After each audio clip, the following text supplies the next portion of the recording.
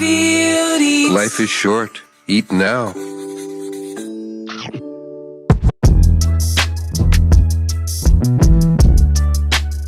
There are 343 federal electoral districts in Canada. Each one has candidates, some who are throwing their hat in the ring for the very first time. You know what that means. Lots of unvetted candidates. Tons of unvetted candidates. Yes, we are Googling candidates today, and I'm just going to give you a reminder of the rules. Rule number 1, it's not just gossip. The bar we're using is, if I was thinking of voting for this candidate, would I want to know this information?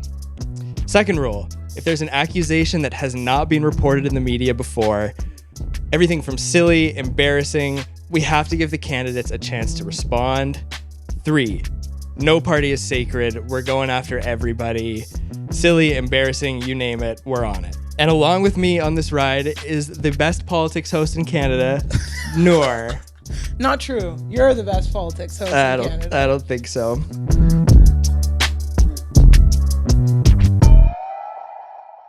Hey, Noor, this first one is a doozy, and I received many, many emails about this guy. This is the Conservative candidate for North Island Powell River. It's a district that represents kind of the north part of Vancouver Island. So Campbell River, Vernon Lake, Comox might be some places you've heard of. In 2021, it was a tight race between the NDP and the Conservatives, with the NDP winning by just 2.5%. So this is a district that is very, very much up for grabs. And the Conservative candidate's name is Gunn. He is a YouTuber. I was going to say, that sounds familiar. It does sound familiar. He's a big-time, quote-unquote, movie director and someone who actually ran for the BC Liberal leadership a little while back. Okay. But he was kicked out for some diversity concerns. My name is Gunn, and this is Politics Explained. So he has a popular YouTube channel with 97,000 subscribers. And whoa, yeah. Okay. 97,000. It's pretty good. And some of his videos have 500,000 views. Whoa. Some of them are feature-length documentaries. One is called Canada is Dying. Oh. Forsaken Warriors, How Trudeau Broke Canada's Military, and The Deadliest Scandal in Canadian History, which focuses on the drug crisis. Police say the 28-year-old victim was walking alone on West Georgia near Seymour Streets when a stranger standing outside the Hudson's Bay lunged at him for no apparent reason, punching him in the face and knocking him to the ground. Most of his videos, it's fair to say they're fairly right-wing and lean heavily into the kind of fuck Trudeau, Canada is broken. And like this fear-mongering. I think we just need to get into the tweets, because the tweets are where things get really, really bad for Gunn. I'm going to break him down into 3 categories of Gunn tweets. The first is residential school denialism. October 22nd, 2020. There was no genocide. Oh. Stop lying to people and read a book, period. The Holocaust was a genocide. Get off Twitter and learn more about the world. Continuing on, June 13th, 2021. This wasn't even that long ago, to be fair. Yeah, I was going to say. Residential schools were asked for by Indigenous bands in Eastern Ontario. No. October 20th, 2022. I understand that people have a misinformed view of history, which they have reached following a steady and persistent attempt to discredit Canada's past in order to undermine its institutions and future. And he also said that genocide doesn't remotely reflect the reality of what happened. Sam. Yeah, so pretty clear in his messaging here. Very clear in his messaging. And Poilievre is sticking by his candidate. The letter is false. He has not denied the impact of residential schools. That's just misinformation. Sam Lilly, the press secretary for the Conservative Party, he's been on damage control with this. He has the worst job in Canada. No way. Yeah. He said in an emailed statement that Gunn has been, quote, clear in recognizing the truly horrific events that transpired in residential schools, and any attempt to suggest otherwise is simply false. Gunn also said that he's always been firm in recognizing the truly horrific events that transpired in residential schools, and any attempt to suggest otherwise is simply false.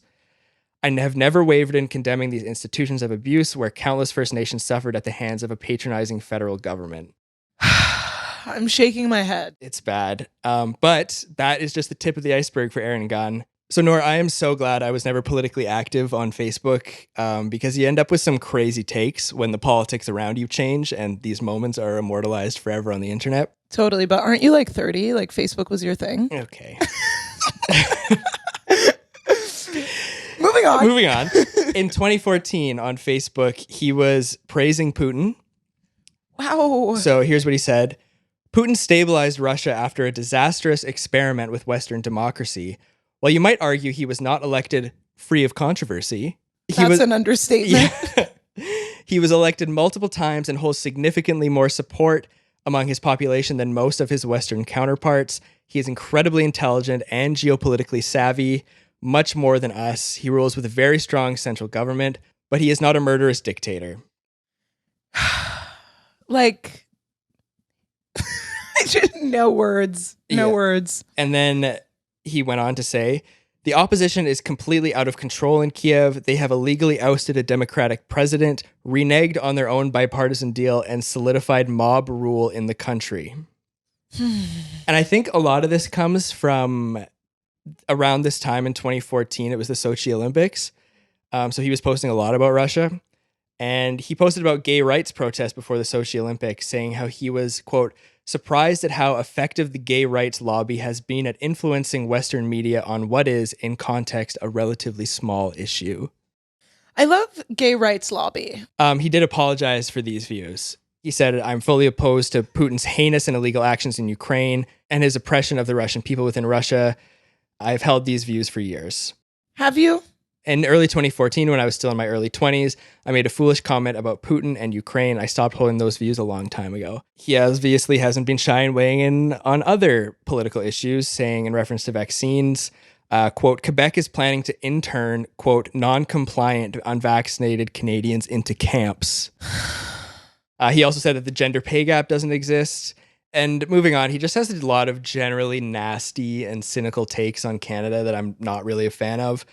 But something interesting about him that I haven't seen reported a lot is that running his campaign is a real gem named Robin Murray, who is a key local organizer for the Freedom Convoy events and distributor of Druthers magazine. Do you know what Druthers is? No. Do you? It's actually a print paper. Oh. Yeah, so print is not dead. It's like a pretty... Druthers keeping it alive. Druthers keeping it alive. I'll just read you some of the articles and Please. You can make your mind up. Another study suggests long COVID is vaccine injury. The NATO war against Russia. Sweeping executive orders alone will not fix America's ailing political system. Pretty much the standard far-right stuff, but what I did not expect was the Druthers theme song. The truth hot off the press. You know that Druthers is the best. That's why I had to write this song. We love you, pass it on. And Gunn has been getting a ton of pushback from Indigenous leaders and rival politicians and things like that. Provincial Indigenous leaders are unanimous. Gunn has got to go. Murray Sinclair, the chair of the commission, the National Commission, declared it as genocide. And we're still crawling out of that rubble. So for somebody to deny that it happened with the absolute volumes of evidence to the contrary is unacceptable. But 8 elected officials, including the mayor and former mayor of Campbell River, city councilors, and 2 MLAs, signed a letter saying they, quote, feel compelled to speak out in strong support of Gunn, whose character and record have been profoundly misrepresented in a troubling smear campaign. Everyone just take a few deep breaths. Yeah, this is brutal, man. Super brutal. All right, the next one isn't so much scandalous as it is just weird. There's a candidate for the Green Party that's actively campaigning for the Conservative Party. What do you mean by that? So the candidate's name is Craig Vogan. He calls himself the Canadian baby boomer, and he is posting a lot on Facebook, LinkedIn. Like, he's actually most active on LinkedIn. Whoa. Okay. He's running for the Greens in Sudbury, and it seems like he takes environmental policy very seriously. His Facebook page is plastered with petitions about climate change, oil and gas, and forestry campaigns, things like that. But his LinkedIn is a very different story. 8 days ago, he posted, this is a candidate for the Green Party. He posted, proud Canadian boomer voting for Pierre Poilievre. No. I am supporting Pierre Poilievre, the leader of the Conservative Party, as our next prime minister. And then he says, I implore all of our baby boomers to revisit their federal votes to include Pierre Poilievre's Conservative Party. Self-sabotage, no? Yeah, it's really doesn't make any sense. I don't know if he's aware he's running for the Green Party. Yeah, no, I don't think so. But don't you feel like you have a different persona on LinkedIn? Like, LinkedIn is I'm my not who I business. am. Like, I am not who Noor is on LinkedIn. I care about big business on LinkedIn. Really, a lot. And he has a lot of videos from podcasts with titles like, "Wow, Carney unleashes divisive tirade on Alberta, while Poilievre shares hopeful vision." Oh, I love that. Okay, next up is a candidate who is running as a Liberal in Vancouver East, which is currently represented by Jenny Kwan. And she won pretty handily over the Liberals in 2021. Yeah. But this is a new candidate. His name is Mark Wiens. Mark speaks Mandarin, which is kind of cool. Oh. And it's important in his writing since it's a nearly quarter East Asian. Yeah. There's a lot of Chinese people in Vancouver East. And Mark, like every other candidate, is running on a campaign of affordability. We used to be able to take it for granted that Canada and the world were moving in the right direction. But now the realities of life feel much different, something our family has felt firsthand. As a husband and a father of 2 children, I feel the need to provide them only the very best in a city where real estate is incredibly unaffordable and for most simply out of reach. Pretty run-of-the-mill stuff. Yeah. So what does Mark Wiens do for work, one might ask? No. Mark Wiens is a luxury real estate agent. And his Mandarin came in real handy when in 2015, he traveled to China to sell Vancouver homes to some of the richest people in China. Stately West Side homes are out of reach for most Metro Vancouverites. With even modest homes commanding upwards of $2 million, realtors are going all out to find buyers so homeowners can cash in. Many other international firms are going to be there. But as far as I'm concerned, as far as I know, we'll be the only Vancouver or BC brokerage there. Mark Wiens is joining a team of 3 other local McDonald real estate agents in Shanghai for the Luxury Property Showcase, full of well-heeled Chinese buyers looking to spend big. Now that pisses me off. Yeah, it pissed me off too. And he hasn't taken any heat for this since 2015 when it happened. But in the lead up to the event, Wiens sent marketing flyers to thousands of homes, offering to market their properties to, quote, deep-pocketed buyers. And then this is what it says on the flyer. As a Caucasian, Chinese-speaking realtor born in Vancouver, I'll be able to uniquely market your home to an invitation-only audience of 5,000 VIP luxury buyers in China. More than 1/3 of the attendees had an income over $600,000 US, and 31% are interested in purchasing real estate in Vancouver. That's what the flyer says. Yeah. And he was actually, in 2015, he was pressed by a reporter from Global about this. By taking properties to China, are we getting our clients a higher price, therefore raising the price overall? I'd say yes. So you are part of the problem as far as unaffordability goes? Again, you'd have to define what an unaffordable problem is. And so I don't think that I'm creating a problem at all. I think I'm creating solutions. Define unaffordability, please. It's crazy. You might remember in 2016, BC put in the foreign home, foreign buyers tax. Mm-hmm. Well, a new study from UBC found that following the introduction of that 15% tax, housing prices fell significantly in neighborhoods with a lot of foreign buyers. So, Mike Wiens, shame on you. Shame on you. Shame. Another realtor turned politician seems to be a recurring segment. What?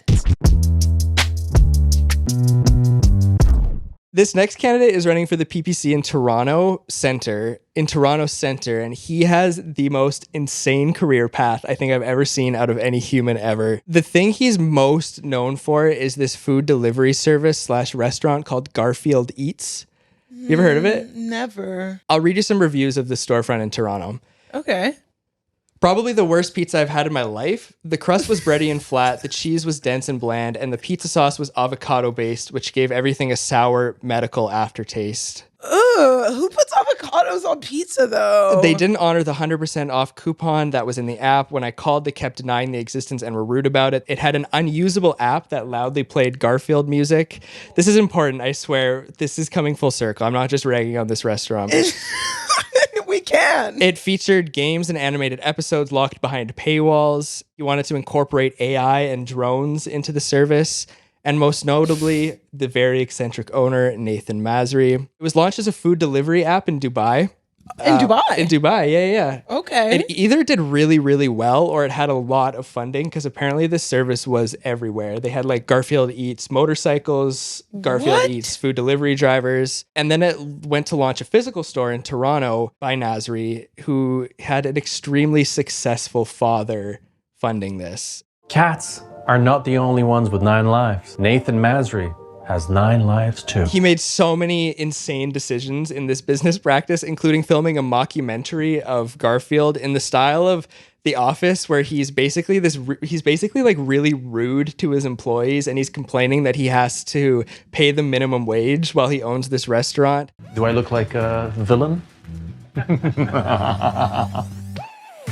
Love me, feed me, don't leave me. Never hungry or alone. Garfield Eats app on your phone. So download Garfield Eats app today. Garfield Eats. Life is short. Eat now. My God.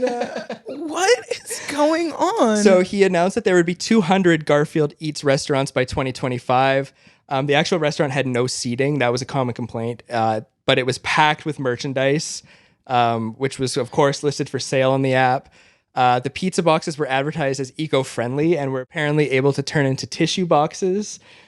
Okay. Which, like, I don't know if I want How does that work, my even? pizza stained to be on my like tissues. garlic, avocado sauce, tissues. The restaurant offered YouTube reviewer Quentin reviews. He does restaurant reviews, I guess. Oh, wait, I think I know this guy. Yeah, he offered him a giant Garfield plushie in exchange for coming to the restaurant, but he mailed him a massive box of sand instead. No, that's a joke, right?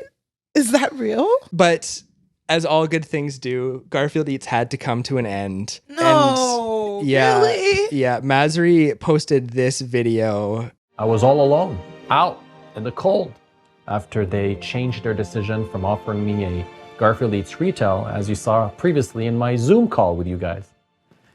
To see it all go away in one day, it's tough, but you gotta keep going. Okay, so this video...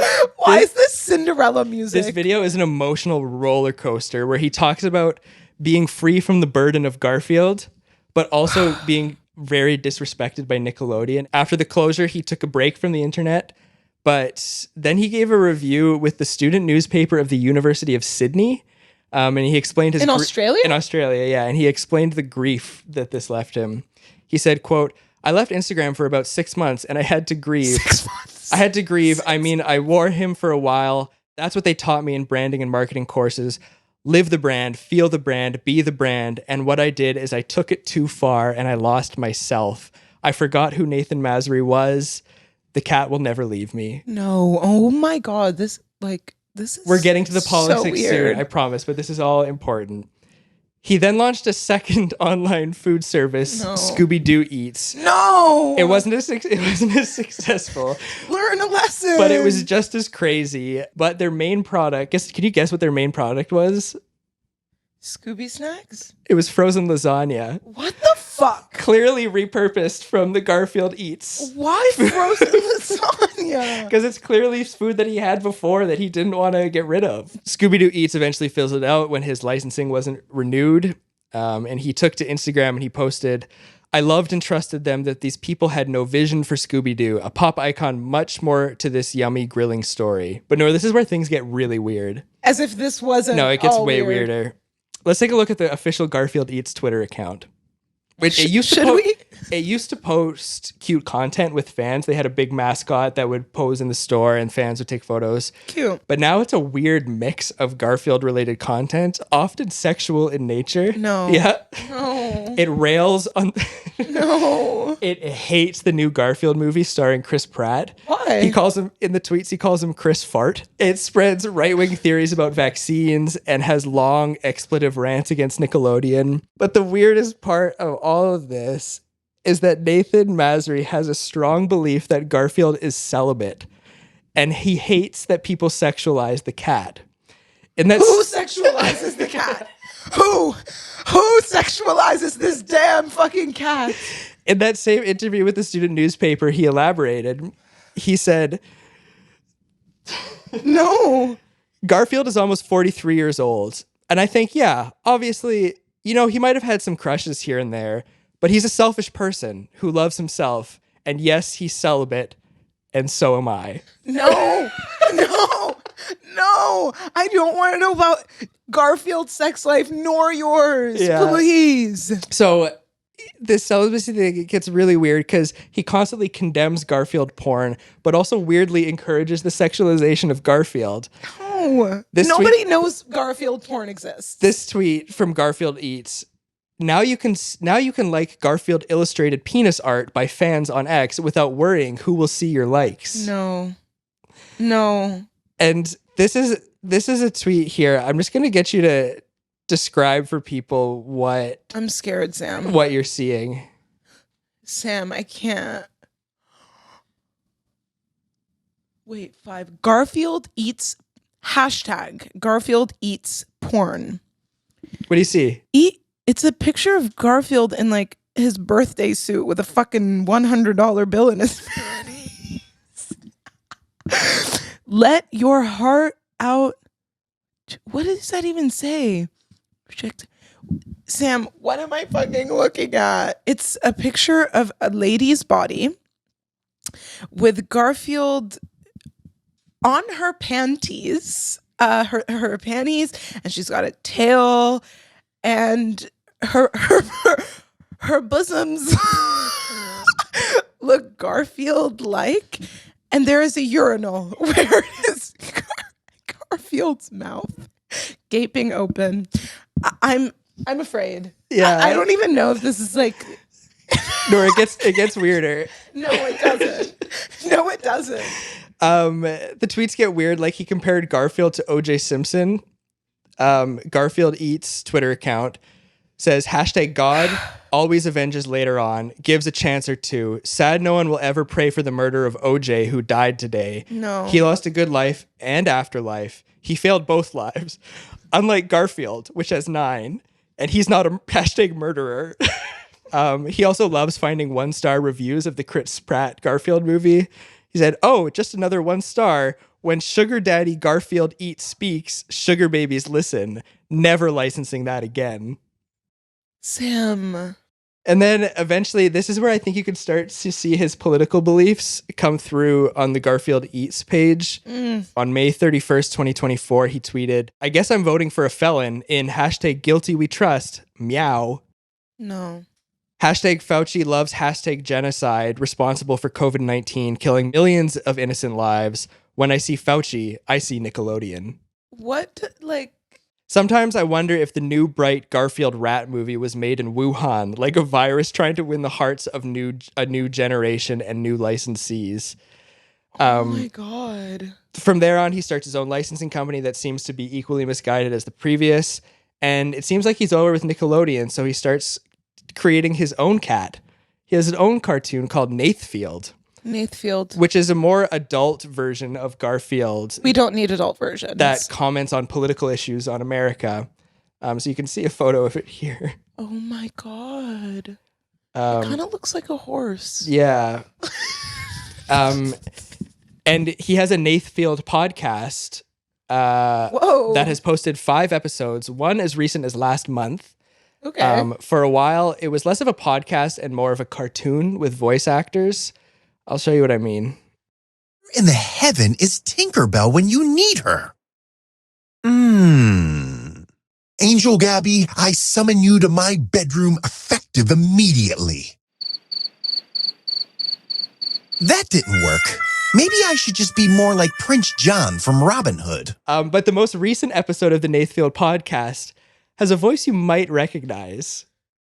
So welcome, Nathan Mastery, on the one and only Purple File special episode on the Natfield podcast on Spotify. So we heard you joined the People's Party of Canada. Yes, and Good. I am excited. That is Maxime Bernier, No. the leader of the BBC Party of Canada. So endorsed, appeared on a podcast with the he's in the cinematic Nath Garfield universe now. Oh yeah, the multiverse. Yeah. Eventually. And with that, Noor, I'm going to leave you with a final goodbye from Nathan himself. CNC. Anyone can take away anything from you. Your toys, your licensing agreement, but they can't take away one thing. They can't. Your work. I am the founder of Garfield Eats, and I am proud of it.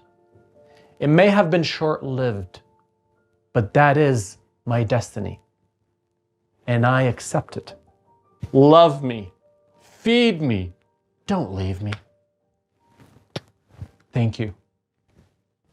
Goodbye.